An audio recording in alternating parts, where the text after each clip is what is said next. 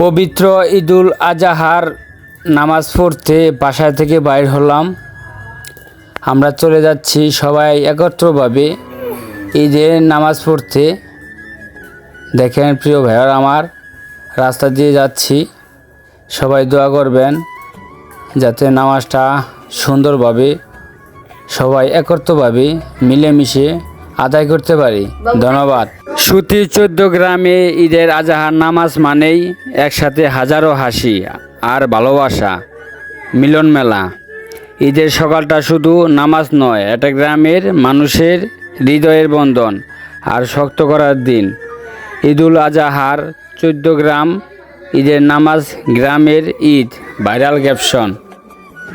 এটা হচ্ছে ঐতিহ্যবাহী টাঙ্গাইলের সবচেয়ে সেরা ঈদগাহ মাঠ সুতি 14 গ্রাম।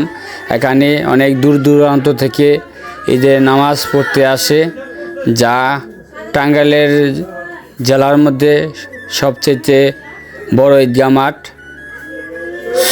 সবাই দোয়া করবেন যাতে ঈদগাহ মাঠ কার্যক্রম আরও বাড়তে থাকে।